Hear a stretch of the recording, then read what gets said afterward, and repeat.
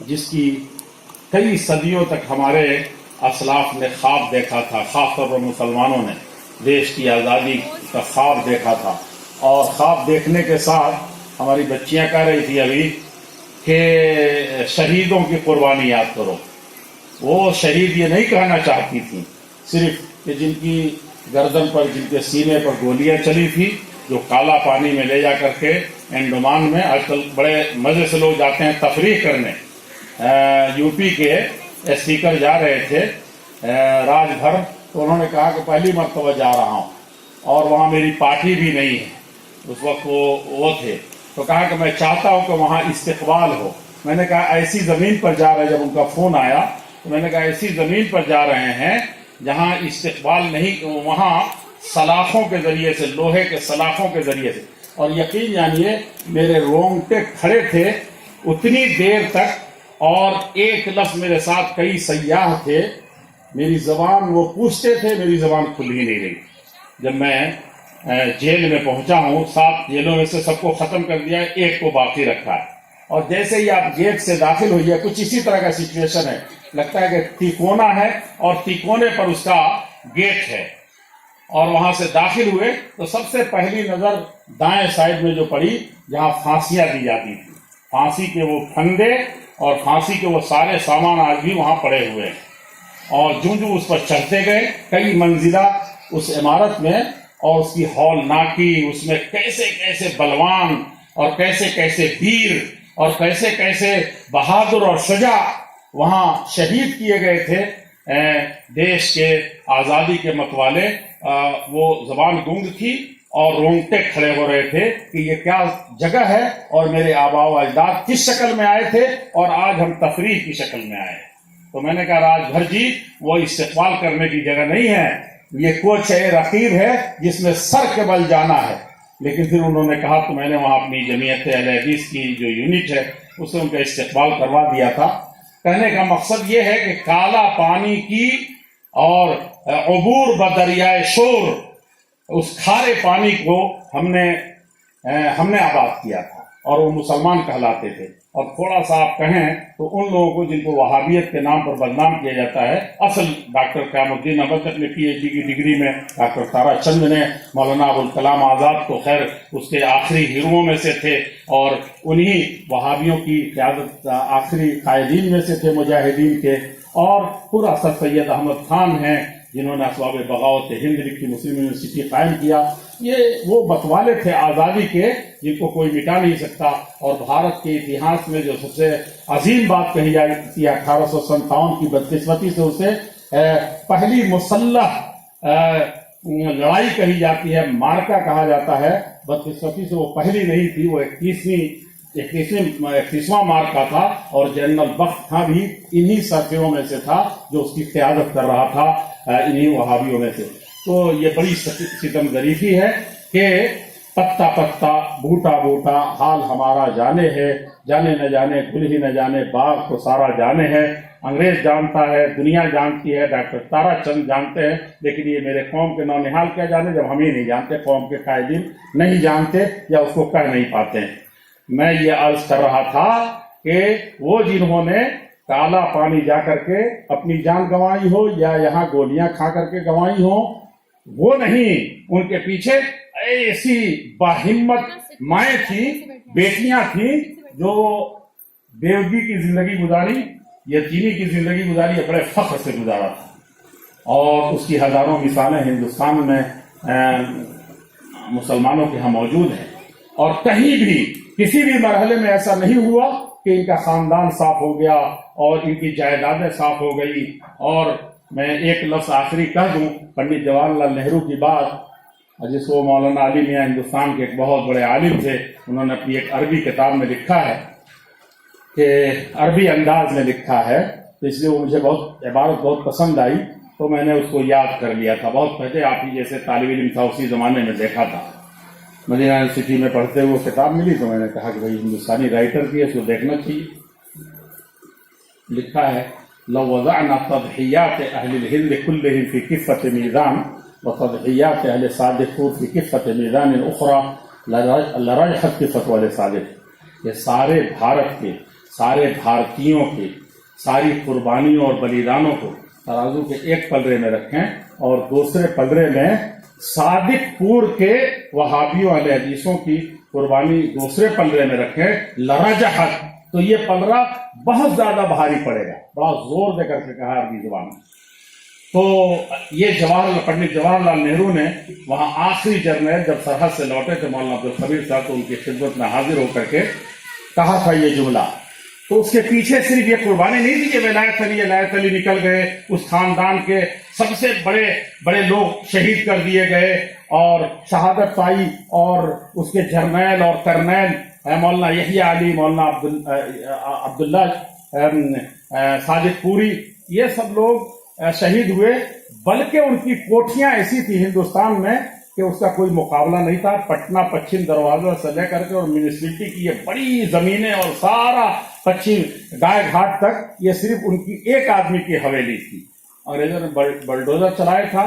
محل میں رہنے والی بیویاں اور بیگمات وہ جس طریقے سے مردانہ وار رہی، سڑکوں پر زندگی گزاری، اور جس طریقے جھونپڑیوں میں زندگی گزاری، اور دیہاتوں میں جا کر کے بنگال کے ان کھاڑیوں میں کہ آج بھی وہاں گاڑی نہیں پہنچتی، آپ پاکڑ کے علاقے میں چلے جائیے، تو ایسی قربانیاں دینے والی تھی۔ بیوی کی زندگی، ہجرت کی زندگی، وہ ساری اس دیش کے خاطر انہوں نے برداشت کیا تھا، اور اسی آزادی کو ہم کو یاد کرنا ہے۔ شہیدوں کا خون صرف اوپر کے خوب اسٹیج سج گیا ہے اور بڑے بڑے جھنڈے بنا لیے ہیں اور سب دوسروں کے سروں پر کھیل رہے ہیں، یہ آزادی نہیں۔ آپ آزادی خوب منائیے اور آزادی کی لاٹھی خوب تیزی سے گھمائیے، لیکن دوسروں کی ناک سلامت رہنی چاہیے۔ ایسی نہیں کہ آپ کی اس آزادی کے جشن میں سب کی ناکیں ختم ہو جائے اور سب کچھ ختم ہو جائے۔ ہم اس جشن کے قائل نہیں ہیں۔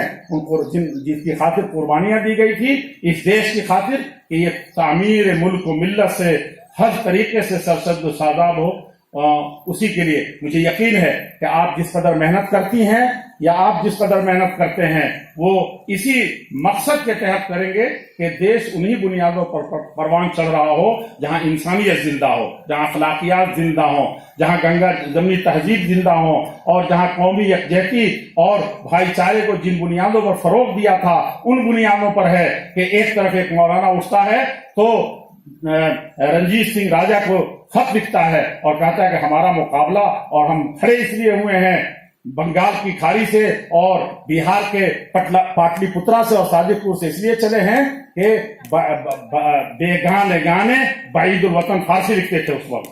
کہا کہ یہ دور دراز کے لوگ جو ہیں اجنبی، یہ آ کر کے میرے ملک پر قابض ہیں، اس کے لیے کرتے تھے۔ یہ نہیں کہ بھید بھاؤ کہ آپ یہ ہیں، آپ نواب ہیں مسلمان تو بلا لیے جائیں گے، اور یہ راجہ ہے اور رنجیت ہے تو اس لیے چھوڑ دیا جائے گا۔ اسی قومی یکجہتی کی بنیاد پر یہ دیش آزاد ہوا تھا، اور ایک دھارے میں چل کر کے انگریز جیسے استعمار کو اس نے دھول ہی نہیں چٹائی تھی۔ دیش کی آزادی کا وہ پروانہ آپ کے اسی دن حاصل کیا تھا، اور بڑے شد و مت کے ساتھ حاصل کیا تھا۔ یہ بڑی قربانیاں تھیں، ان قربانیوں کو یاد کرنے کی ضرورت ہے۔ میں آخر میں ایک بات اپنے بچوں سے اور پیرنٹس سے کہہ دوں اور جلدی سے ختم کر دوں۔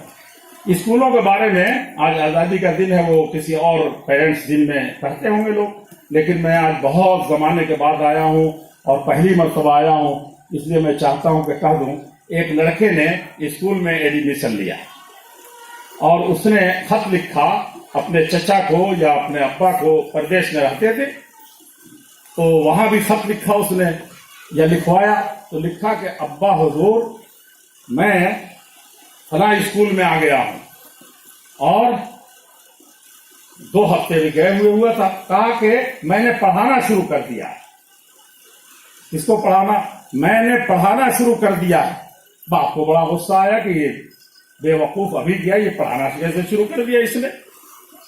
تو کہا کہ ایسا اس طریقے سے پڑھا رہا ہوں کہ بہت بڑے بڑے لوگ پڑھ رہے ہیں۔ اس نے بعد میں بتایا کہ بڑے بڑے سے مراد یہ ہے کہ استاد بھی پڑھ رہے ہیں اس میں میرے ہاتھ سے، اور گارجین بھی پڑھ رہے ہیں۔ تو کہا کہ ایسا پڑھاتا ہوں میں۔ تو باپ کو بڑا ناراضگی ہوئی، پھر کہا کہ ہو سکتا ہے اللہ تعالیٰ نے اس کو سوچ بوجھ دیا ہو تو ادھر پڑھ بھی رہا ہو ادھر پڑھا بھی رہا ہو۔ تو 5-6 سال کے بعد اس نے لکھا، 10 سال کے بعد کہ ابا حضور اب میں بہت محنت سے پڑھ رہا ہوں، بہت محنت سے پڑھ رہا ہوں. پہلے لکھا تھا پڑھا رہا ہوں. سن رہے ہو سر؟ تم لوگ یہ کہہ رہے ہیں. تو اس کے بعد باپ کا پارا بہت گرم ہو گیا. کہا کہ یہ تو میں خوش تھا، کئی لوگوں سے کہہ بھی دیا دوستوں نے کہ میرا بیٹا دیکھیے اتنا ہونہار ہے کہ جاتے ہی پڑھانا بھی شروع کر دیا تھا، اب یہ مردود دکھ رہا ہے کہ اب پڑھ رہا ہوں. تو باپ نے کہا کہ وہ سب چھٹی لے کر کے چلا آیا اور کہا کہ دیکھیے بات میں نے صحیح لکھی تھی ابا حضور، میں ایسا طالب علم تھا، اس طریقے سے محنت کرتا تھا، میرے اساتذہ جو کچھ مجھے ہوم ورک یا جو کچھ دیتے تھے میں اس میں اس قدر رنگ بھرتا تھا کہ ہمارے ٹیچر مجبور ہوتے تھے کہ جتنا بتایا ہے، جتنی ہوم ورک دیا ہے، اس سے اس سلسلے کی اور چیزیں بھی ادھر ادھر سے جان کر کے کوشچن کر دیتا تھا کل ہو کر کے. ہوم ورک وہ کیا پوچھیں، ہوم ورک سے آگے کی چیزیں میں پوچھ دیتا تھا.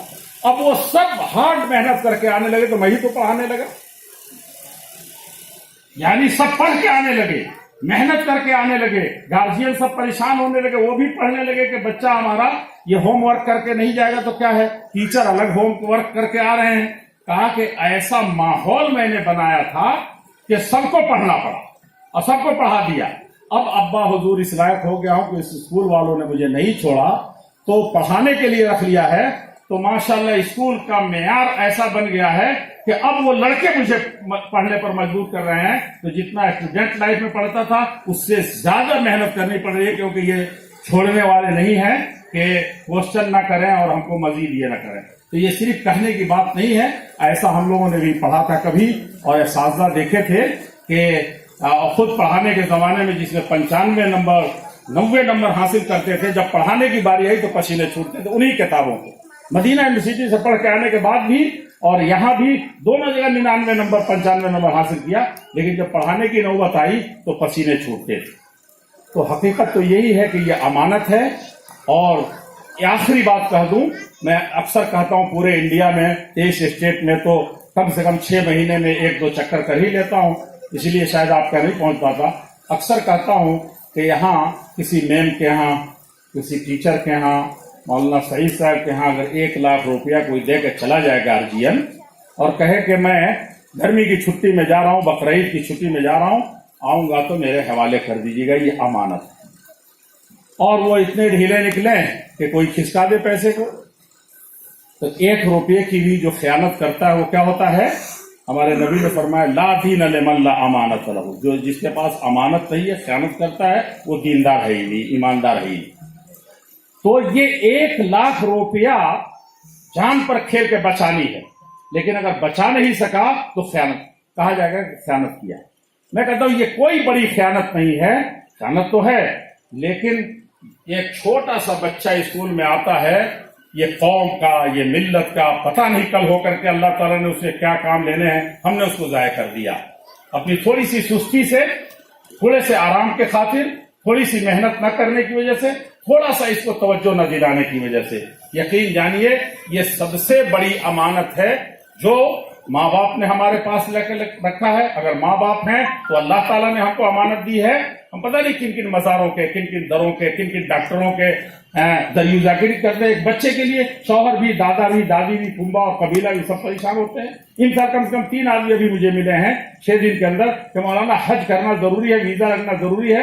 ہو سکتا ہے کہ اسی بہانے کیا ہو، وہ دعا کرے اور اس کو اللہ تعالیٰ اولاد سے دے دے. اور ایسی اولاد نعمت ملی تو ہم اس کو ایسے ضائع کرتے ہیں. تو والدین ہو، گارجین ہو، اساتذہ ہو، اسکول کے ذمہ داران ہو، یا ادنا اس کے خادم ہو، گیٹ پر پہراداری کرنے والے ہوں، یہ قوم کے نونہال ہیں، ہماری قوم کے سرمایہ ہیں اور سب سے بڑی امانت ہے.